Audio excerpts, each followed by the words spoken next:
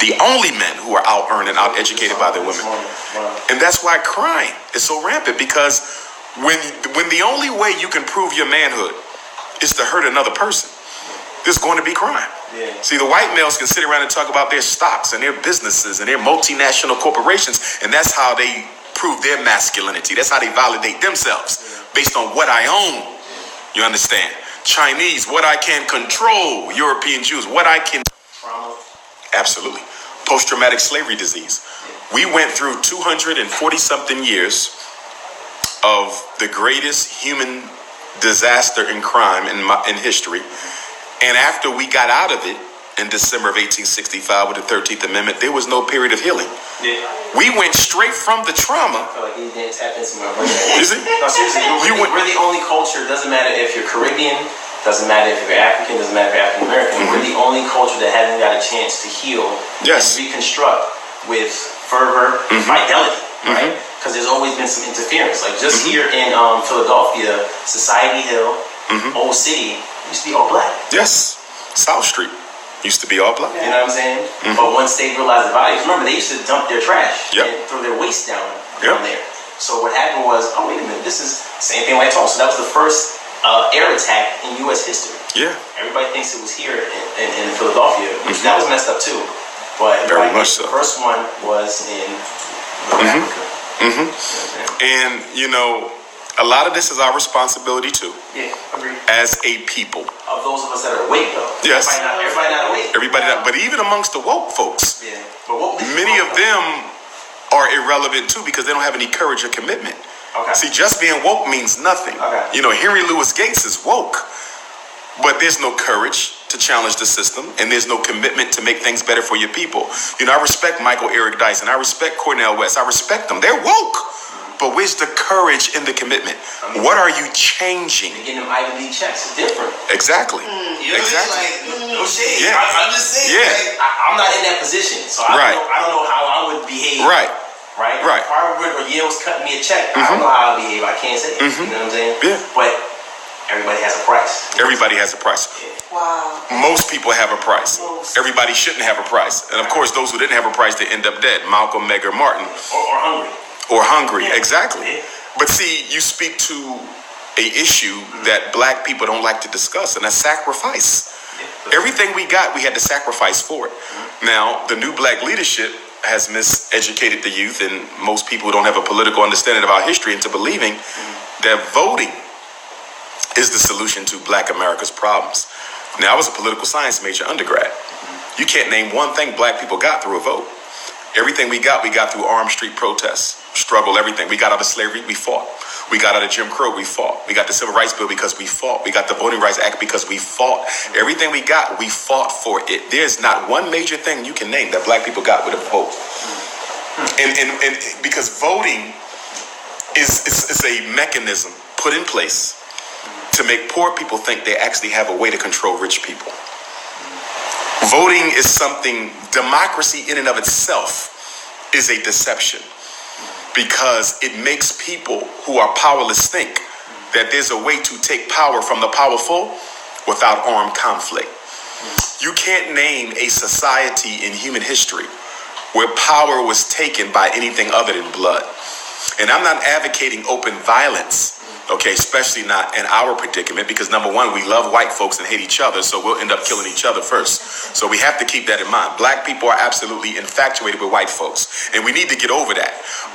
That's why you can't really solve our issues, because whenever you talk about issues, half of the community wants to come to the defense of white people because we were conditioned to do that since slavery. They are our gods. Not Jesus, but the white man. And that's why we don't have a problem painting Jesus white, because it makes so much sense. After all, my personal deity is white. Why shouldn't Jesus be? And so for me, from a psychological standpoint, that white Jesus is a very big problem. But it's ironic, though, that we'll worship a man who sacrificed everything, but we don't want to sacrifice anything. You worship a man who sacrificed everything, but you don't want to sacrifice anything. Black people are a $2 trillion community. $2 trillion. The richest group of Africans on the globe.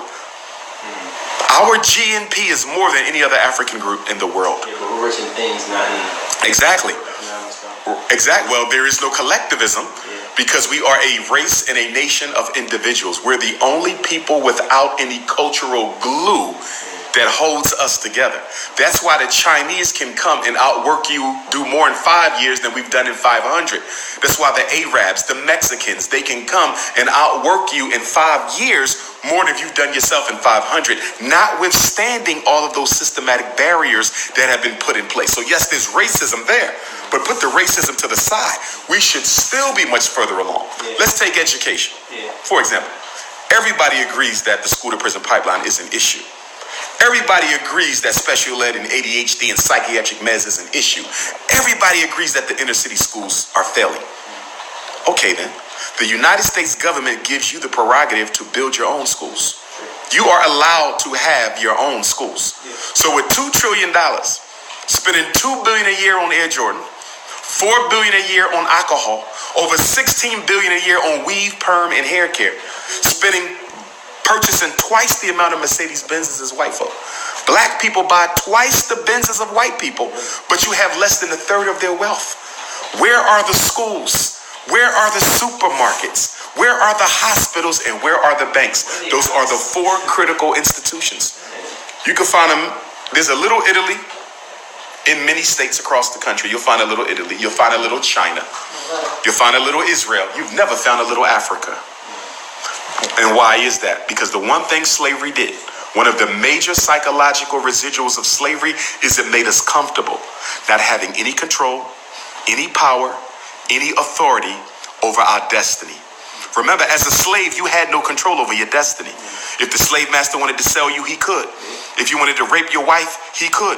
You had no control over your immediate destiny. And we have been so conditioned into not having no control that we don't want no control. The reason why Black America is not an independent nation is because we don't want the responsibilities that come with independence. Do you think it's fear of success? I think it's fear of the white man. It's fear of the white man. Black people don't want to lose their relationships with white folks. So take our celebrity class. Take an Oprah Winfrey, right? Oprah don't need any more money. So she said, so she doesn't have a fear that the white man will take or stop me from making more. Yeah, but she's still broke in comparison to like Bill. Oh, she absolutely is, but she's comfortable enough to live her life, right? The point is, though, she doesn't want to lose the comfortability, the comfortability of being able to come and go in the upper echelon of white society. You follow me? So there's nothing financial that she fears. She fears losing the positive attitude that white people have about her. Yeah. Almost like the, when you move to a place and you're the only, you're the only chicken and cookie. Exactly. And you grow accustomed to a certain lifestyle. I think that's part of the reason that Bill Cosby got caught up, because Bill Cosby, I believe, as intelligent as he is, and I had the opportunity to hear him speak live, it was a very brilliant speech. I believe Bill Cosby began to think that because he had made it to a certain socioeconomic level, that white supremacy would somehow treat him differently. And one of the biggest lessons as a people we have yet to learn is white supremacy does not put Black people in categories.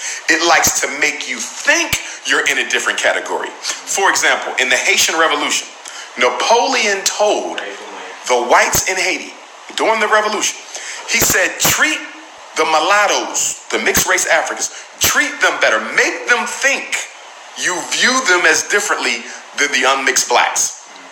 But in your own self, know that they are no different. This is only a strategy that we're using to sow discord, mistrust, and jealousy amongst the two groups. They did it all in Africa. They do it in Black America with the light skin, dark skin, educated, non-educated. The white man doesn't see Barack Obama any differently than me. He don't see Oprah Winfrey no differently than her, but they will treat them differently to give a false sense of security under the white reality until they no longer need you. Bill Cosby would not be in jail if they still had a reason to exploit his talents for the American economic order. O.J. Simpson would have never went to jail if he was still relevant economically. Why do we see LeBron James being under attack somewhat now with the Lakers not making the playoffs? It ain't because the Lakers didn't make the playoffs. It's because LeBron James has that HBO show, that barbershop show, where he talks about some serious issues, including race. And so he's showing the world that I know I'm Black. And you're doing this in LA? They don't like that out there. That's why LeBron James is under attack. When you are no longer an economic reality, they will toss you back to the same ghetto you came from. And Akron is a rough place. I spent a lot of time. I had a good friend that went to University of Akron, friend of Dia. I don't know if you ever rode through Akron. Oh, I've been through Akron. It's worse than Cleveland. Yeah. So I think by him building a school, man, that shows social responsibility. Well, he didn't build a school. Okay.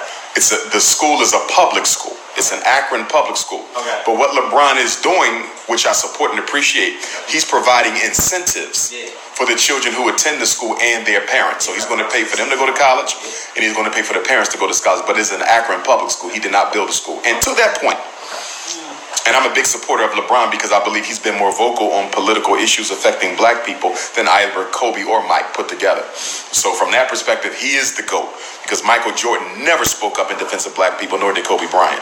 At least LeBron does that. You know why he ain't speak up? Yeah.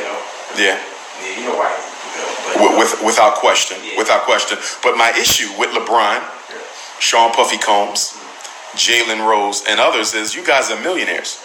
Why are you opening up charter schools? Why does a millionaire need a welfare check? A charter school to a millionaire is a welfare check. It's a public school. You don't control it. The state runs it.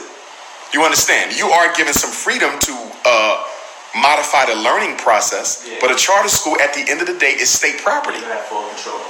Why would you not start the Sean Puffy Combs, Academy for Art or whatever? At least you own it.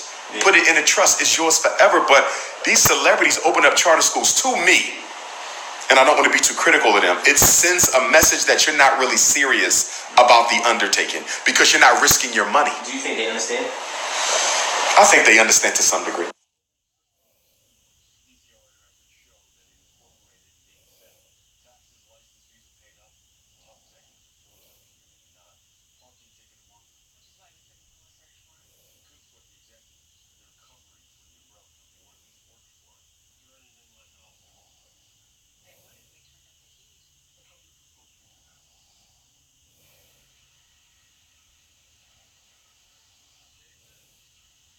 Racist female teacher, which never gets discussed.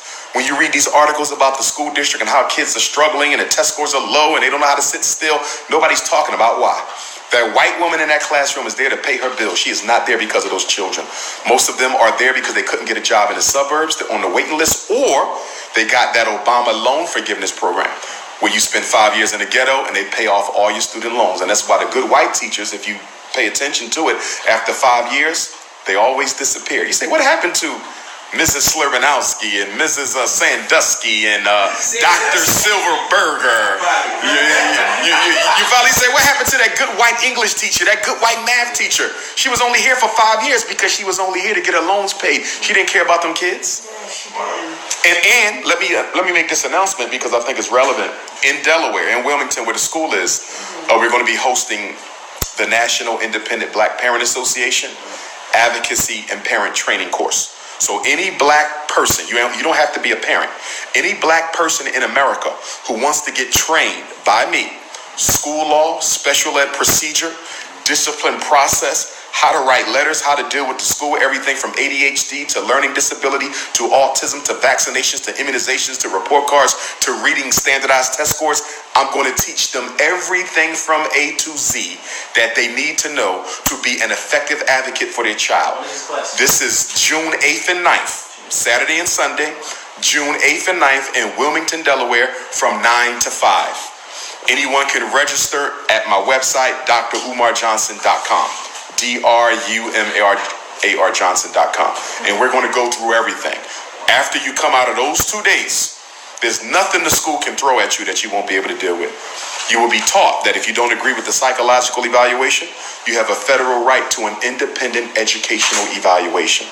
Most parents don't know this. So when they come back and say your child has a reading disability, if you don't agree, you have a right to a second opinion, and the school district pays for the second opinion. Yeah, is that some of the stuff that fall under the No Child Left Behind Act? Nah, this is separate. No Child Left Behind is a federal law that encompasses special ed, but does not regulate special ed. Special ed is its own separate federal law, which is known as the Individuals with Disabilities Education Improvement Act of 2004. It was last revised by former President George W. Bush. I'm assuming it may be revised again under Donald Trump or maybe the next president. But special ed law, it's a very thick law because you got to remember you got 13 disabilities. You got deaf, blind, autism. Most presidents don't really want to deal with it if they can. You know what I mean? Because that was 04 and this is now 19. So it's been 15 years without a revision. And that's because special ed is real political and it's very technical. So for example, mental giftedness. We remember the MG kids?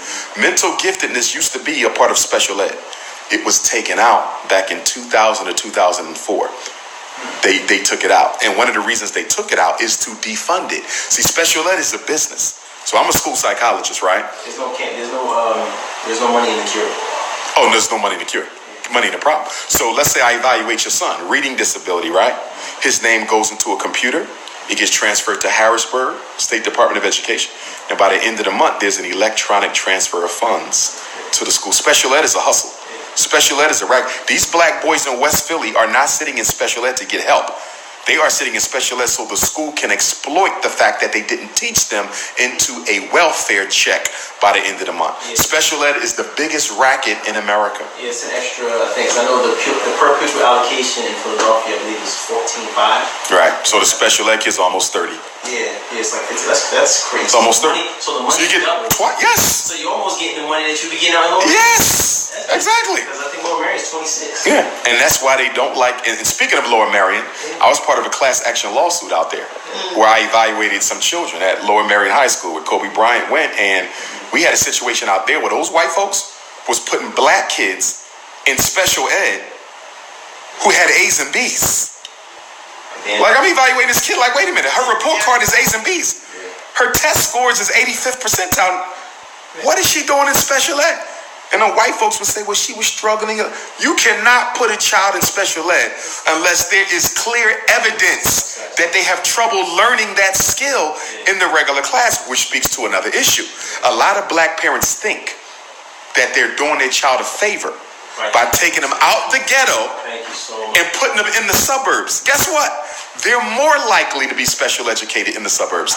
They're more likely to be put on psychiatric meds in the suburbs because guess what? Number one, the suburb schools never wanted those black kids. How dare you move out here so your child can... You follow what I'm saying? High school. You see what's going on there. Yeah. You know, it's a hot mess, and I think it's very sad. I mean, she knows this. So I raised one of my siblings' kids. Okay. And they went to public school. You know, they went to Anna Limbaugh. You know, I think they do a good job. They do what they can, right? But a lot of the old regime is there, the ones that care about kids.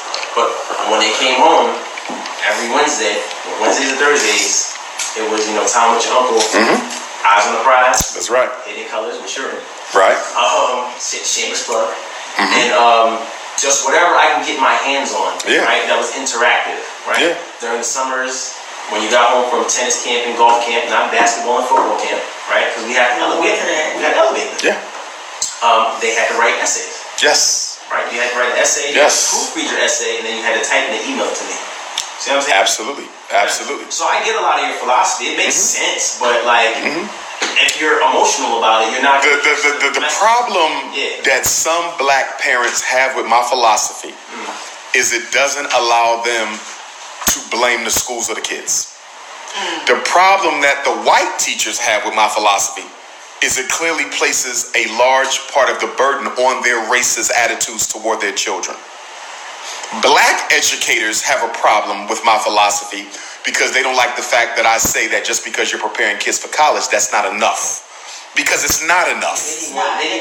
That's not. First of all, you know why they started redirecting black children to college? It was part of the whole deindustrialization of the inner city. In the 1970s, when they started taking the factories out of Philadelphia, they started taking all of the industrial building trade programs out of Dobbins and out of all these high schools. Because remember, up until 1970, the education was not college prep. It was industrial. It was plumbing. It was architecture. It was cosmology. It was the auto mechanic. It was welding. It was woodworking. It was practical skills so you can pay your bills. It's computer stuff. You can leave Yes. They said at one point you can leave Dobbins or Bach and get a job. Licensed as a plumber. You walk out licensed. You took your state board before you graduated. Right? Not no more. Not no more. Now everybody goes to college. You want to know why? Because a college degree does not automatically equal any type of employment because the knowledge is intellectual. It's not practical. If you go to a trade school, right? You're certified plumber, carpenter. You know how to do something with your hands. You can literally create something with your hands, a tangible product that you can sell to somebody. I can fix your car. I can fix your roof. I can fix your toilet, and you can pay me. You can exchange skill, right? For money. But when you get a college degree, you have a bachelor's in sociology. You have a bachelor's in political science. You have a bachelor's in history. 4 years, $80,000 in student loan debt. How can you exchange that knowledge on the street legally to pay a bill? Who do you see walking down the street? Anybody need any sociology information? Anybody need any psychology information? Anybody need any archaeology information? Think about it. You cannot exchange that information for a paycheck nowhere. I'm about to sell this anthropology. You see? So then you go back to college to get your master's, and then you find out that you're still not yet well qualified. And you don't have any social capital. Exactly. You can't get in rooms. Exactly. So you got a lot of people who go in this circle, 3, 4, 5 degrees, only to find out that they were never going to hire you anyway. Look at the black middle class. Do you know why we even have a black middle class? Really, we don't have one. But the reason why you have an artificial one is because the government hires black people to give the illusion of upward mobility. Most black middle class people are public employees, post office, bus driver, school teacher, city government, police. You follow what I'm saying? Because downtown white business, they're not hiring you. It's the government that hires college-educated blacks to give the illusion of a black middle class. If the government said we can't afford to hire any more black people in our public sector jobs, teachers, cops, firemen, civil service jobs, traffic ticket givers, security at the airport, you follow what I'm saying? If they decided that they wasn't hiring any more of those service jobs, black people would be hungry. There would be no black middle class. And it's a misnomer anyway because class speaks to what? Ownership of wealth. What do black people own? Which is why they redefine class. Class is no longer, do you know the new definition of class? Class no longer includes your ownership of wealth. Right? Class now is education and occupation. It is not income. Yeah, but wealth is not built in, first of all, it's intergenerational. Yeah, you can't build wealth in one generation. And exactly. That's an argument with folks that look like us all the time. And like, oh, I'm trying to get wealth and get wealth is health, hashtag, especially, millennial folks. People try to couple me into that, but I was born before 85. I ain't know that. Anyway, so it's really interesting the dynamics behind that when you have that conversation with people, particularly if, they started creating the wealth now, but you're not wealthy, you're rich. Exactly. You're rich and not wealthy. Yeah. Exactly. It's a unique difference. Rich people can only do one thing with their money, spend it. Yeah. Wealthy people are people who earn income off of their assets without having to work. Wealth gives you unearned income. Riches, you can only exchange that for a product or a service. Right? So you see these goofy ass rappers with 25 cars. Automobiles depreciate with value. So you got 25 $100,000 cars. In 5 years, they'll be worth almost nothing anymore.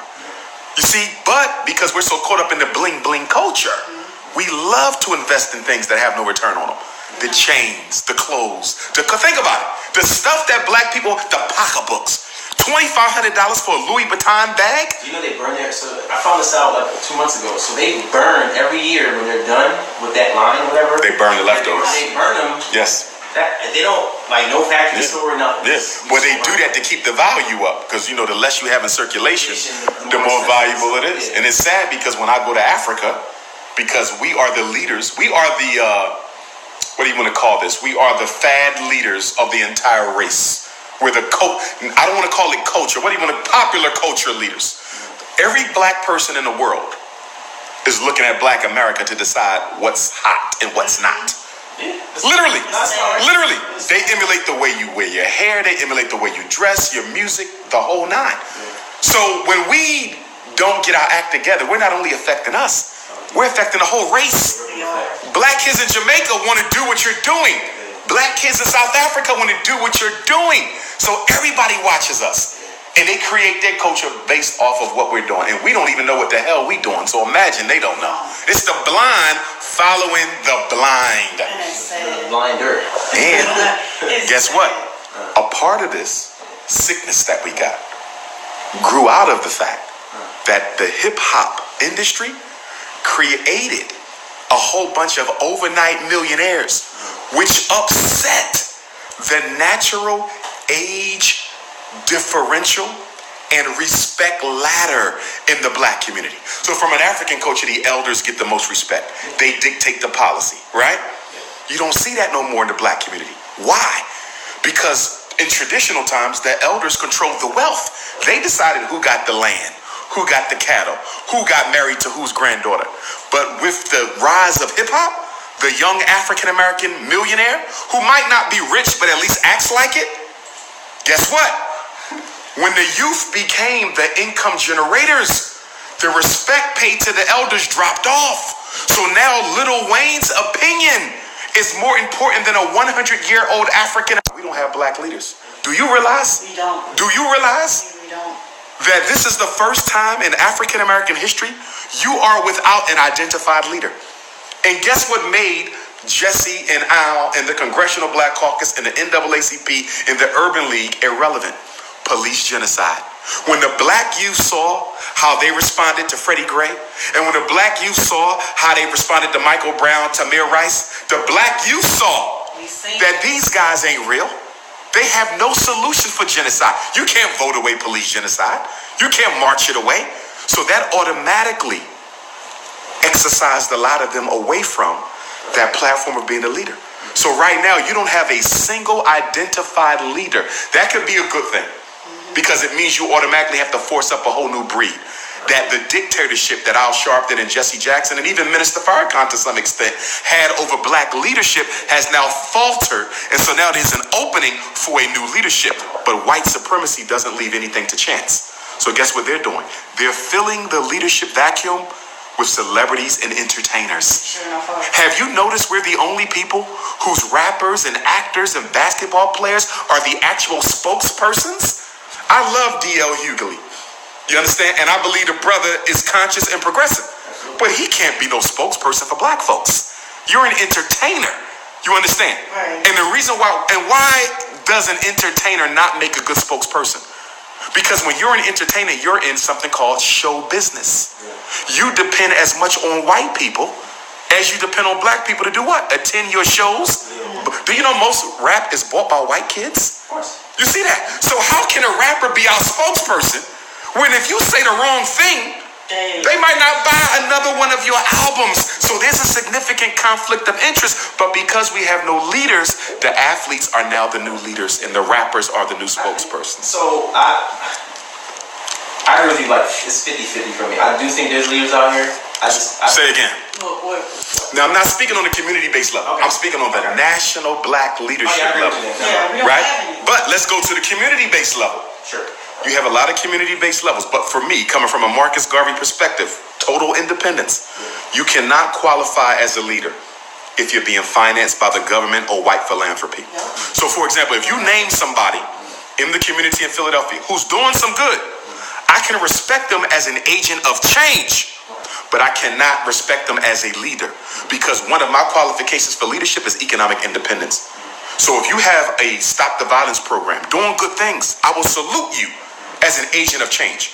You cannot be my leader because your bread and butter comes from white people, and that is a significant conflict of interest. It must be independent, because a black man or black woman who is financed by the power structure, who claims to be a leader, is a leader waiting to be corrupted or co-opted. There's no way you can stay true when you're being paid by them. Yeah, You understand? Because what's the first thing they go after? Your livelihood. That's the first, which is why all great leaders had to be what? Independent. Malcolm was independent. King was independent.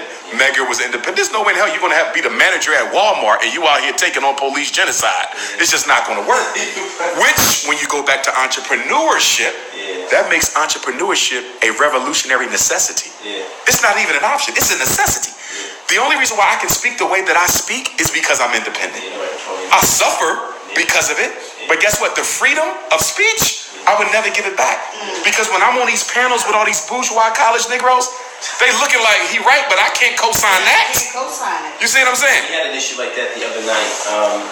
I like to go, so I'm not going to put him on blast, but I was at a meeting uptown, right? And this dude said that gentrification had nothing to do with race. What? It's a big article. What? Does he even know how ghettos were created? I broke it down for him a little bit, but I kept it What kind of high level. What? Yeah, that's what he said. That's a big stink going on right now in Philadelphia. They are wiping us out, and it's not local, it's national. Yeah. Harlem. Yeah. Remember Bill Clinton, after he got out of office, he moved into Harlem? That was design. That was by design. To raise the property value and force the poor blacks out. They used Jay-Z when they built the Barclay Center to displace all those blacks. Now, don't get me wrong, I don't think at the time he knew. You understand? But this is what they do. They are, North Philly, where we grew up, look at it now. Them Temple students own it.